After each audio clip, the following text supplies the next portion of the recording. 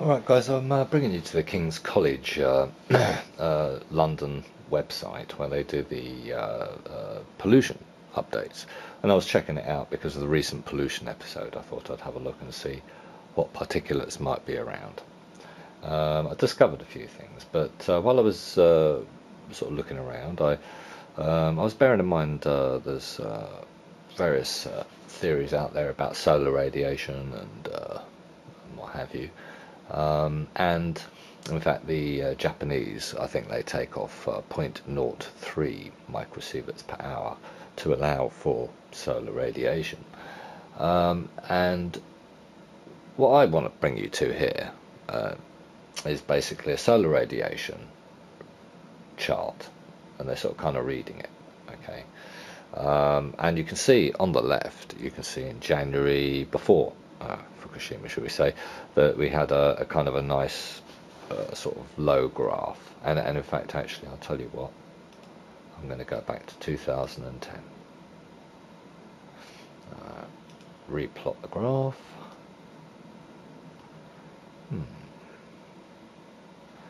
So that's quite interesting. We've got very high values in 2010, which reduced, and then in March, and so I presume this is this radiation? I know at the end of 2010 there was some sort of emission, but that's not represented here from a European reactor. So when I look at this, it's saying between 2010 we had a very strong sort of sunny solar power peak, and there was a cut-off sometime between July and October for some reason, and then when we came into January 2011, we get a cut-off, and it's around about March, isn't it? Just bringing you to the map of England, low-level winds, and as you can see, just above Sellafield, which is, if I can get it, around about there on the Cumbria coast, and basically the winds, as you can see, are coming straight down to the UK, London, sorry. So they're coming straight down to London, these winds, and I'm going to put up the geiger that goes with that, and we've got this until around about Wednesday lunchtime, maybe hopefully early in the morning. And I would say there's probably a bit of a pollution incidence up by Cumbria there, and even maybe stretching into Scotland, as you can see there. The winds are circulating and moving very slowly indeed. So a heads up to anybody up there with a Geiger counter. And just to show you, it is Tuesday, 22nd of May, 10 o'clock. I've been tracking. This was a response to the question, ultimately, of all of these cover-ups with the WHO. Yes. Point to somebody pulling the strings behind the scenes. So you say they did this and they did that, they put this person here, they put that person there. The question is, who is they? Then you said, well, you know, we have to go right back to 1949 to the Russians and to the development of nuclear bombs and nuclear energy, and the development of the Atomic Energy Commission out of the Atomic Bomb Casualty Commission, and that Rosalie Bertell was talking about that. So maybe you could go on from there. Right. Beyond that, first of all, with the Russians, or the Soviet Union, using this sort of handiwork to create electricity in a country that was starved for money and needed electrical power for reconstruction. You have the United States mocking them, and then finally, Eisenhower's speech was in 1954. So sometime in the early 1950s, somebody realized that if the United States could harness this nuclear power to generate electricity, they could sell it to the public as peaceful, and at the same time have reactors that would create the plutonium and the weapons grade material. It was as simple as that. But it started with the Atomic Bomb Casualty Commission, which developed into the Atomic Energy Commission, and later on became the Department of Energy. And as Rosalie Bertell constantly insisted, and it's true, of course, it's obvious, but most people don't know it, the Department of Energy is not a typical department within the cabinet structure, similar to, for example, the Department of the Interior, the Department of Health and Human Services, or the Surgeon General's office. It is part and parcel of the military. They manage the whole nuclear arsenal, and they manage all the major military laboratories, which are the biggest military laboratories in the world. Those are three of the big ones, but there have been others. There was Hanford in the state of Washington, which has been shrunk down to almost nothing. I don't know if it's even still there now, because there were major problems of contamination there. Rosalie Bertell worked on that also. And also Alice Stewart worked on that, and she was another one. She was brilliant, and she was at Cambridge, and they hounded her out of there because she spoke truth to power. But anyway, you have this institution within the United States that is regarded as benign and civilian, and therefore relatively neutral, subject to the power play in politics, but it is not at all associated with the military in the minds of most of the American public, yet it is an arm of the military, a major arm of the military with its own intelligence service, a major intelligence service.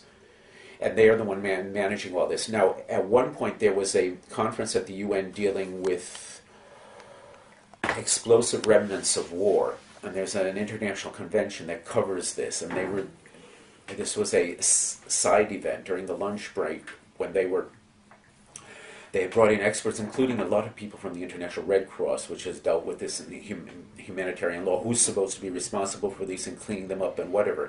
I brought up the question of the use of depleted uranium and uranium munitions and the pollution that they cause, and the impossibility of cleaning up after that. And then, of course, the refusal of the United States, which at the time was the only country known to have used this, to even admit that there was anything wrong. Afterwards, the military attaché from the United States diplomatic mission came to me and told me to be quiet. And I asked him what he disagreed with, and he said, "What you're saying is wrong." I asked him what he thought was wrong, and he said, "It's all wrong." And I said, "I'm quoting public sources." And I said, "And I can give you the sources." I said, "I pieced it together, but it's all in the public domain."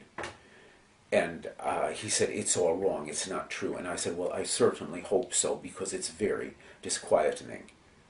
And he says, "It's all wrong." He said, "We live in an open and free society, and you'll see all this is going to come out, and you'll be proven wrong." And I said, "I sincerely hope so, because it is very upsetting to think that this could happen." And he said, "Well, you'll see." But he said, "In the meantime, you just better be quiet." There you hit it from the military attaché. He was there. I was surprised that he was even there, because that's not the sort of thing these people usually watch. Which year was that? Oh, several years ago. It was before the invasion of Iraq, even. But because we were still working on the use of depleted uranium munitions. But the point is that there was somebody there monitoring this. Now, I've encountered that otherwise at conferences at the UN, people from the United States diplomatic mission with no status there or whatever apparent, and they just happen to be there. They come in and they're attending these sessions, and they're obviously monitoring what is being said, what areas are being covered, and whatever. That is to be expected, because they have their own interests and they want to keep track of things. But at the same time, one wonders what's going through their minds when they hear these things. Do they perceive these people as subversive because there are things in there that could be critical of United States foreign policy, which these days, of course, is United States military policy. When I was in Kiev, Nakajima said that the reason that WHO couldn't do anything, but when he was director of WHO he couldn't do anything about radiation, and Chernobyl this was because of the IAEA. He said that they were subservient to the atom in all things. And that was actually... They were subservient to the Security Council. He stated that he was subservient to the atom. Atom. He said in this area, health is subservient to the atom. Yeah. That was his But he also said at one point that the IAEA, he insisted that this was after he had left office, the IAEA answered to the Security Council, and all the other agencies answered to the Economic Social Council, which is under the General Assembly. Rosalie Bertell used to insist on that. And I often wondered how that worked in practice and why in the UN the General Assembly could not assert itself through the Economic and Social Council, the ECOSOC, and push the WHO, especially since the General Assembly represents all the member states and has a substantial majority of people that would support them, and majority of member states that would support this, and why they couldn't contradict anything that the Security Council did. I don't see why. I don't see the weight of it there. Rosalie kept insisting on it, and I didn't see that because the Security Council answers in question, deals with questions of international security, and of course the famous resolution required to use force for whatever reason. But in an area like this, I never understood how exactly, in practice, the Security Council would have power superior to that of the General Assembly. And there's also the question of mobilizing the General Assembly and getting it to act, because to have power on paper is one thing, according to the UN Charter, to be able to issue a resolution and push it and whatever, even push it to its limits. But to actually do such a thing in an area that's considered highly sensitive is something else. And brings you back to the idea that really it's very much just James Bond, you know, that somebody is put in there that's a puppet, and if he decides to step out of line, they say, well, you step one more move and you'll be sacked, or we shoot you. That is what happens. And then you have Lee Jong-wook, who was eliminated by. And that was very suspicious. Did anybody say anything about that? No, but the thing that struck me was, first of all, there's going to be no autopsy. And second, they forbidden that autopsy. But so what did they say? They said, oh, he just died of a heart attack. He died of a heart or something like that. But I mean, there was no autopsy. You know, he was supposedly in the prime of life. And also, given his position, he was a doctor and everything, you would expect him to be in good health. And certainly he could afford the doctors and the health he needed. So why suddenly this problem? It would seem to me the first thing you think is to have an autopsy, see what exactly went wrong, because it's so unexpected. There's no autopsy, no. And he's just moved out. And then suddenly Margaret comes onto the center stage. And Margaret, again, had been repudiated by the Hong Kong Commission at the end of 2003 because of her management of the SARS epidemic. And so theoretically, her career in public health at any high level was finished, and she'd be good for back office work or something, maybe being trotted out later on as an ambassador, a goodwill ambassador for UNICEF, if UNICEF would take her on, which I doubt, but something like that. And then suddenly she's got a prominent position at WHO, and she's being spoken of already as a potential successor to Jong-wook Lee, and then all of a sudden Jong-wook Lee is gone, and there she is. So the question is, who runs the money system? Well, see, there's a major problem, because the WHO budget long ago stopped covering all its expenses, but for certain things they ran fundraisers among member states to raise money for special projects. And as I remember it, if I'm not mistaken, a lot of the smallpox eradication program did not come out of the general budget, but it was special funds contributed for a very special program, which in the end was remarkably successful. But if that was the first and the biggest, which may very well have been the case, then WHO became a victim of its own success, or the idea became a victim of its own success, because WHO kept recurring to outside sources for funding for specific projects. But that means that most of this money comes in with strings attached, whereas the general budget is X million every year that WHO can spend as it sees fit. We're going to put this much into this department and that much into that department. Who funds that? Well, that's the member states' assessments, which are they're similar to the United Nations member state assessments. They're based on gross domestic product and so on.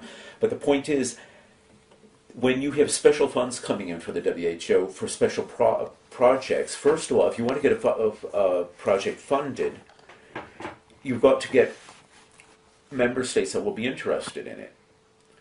Now, if it's a question of pure public health, the chance of getting at least some member states are good. But if you go into what is seen as a specialized area, then it's a little bit harder.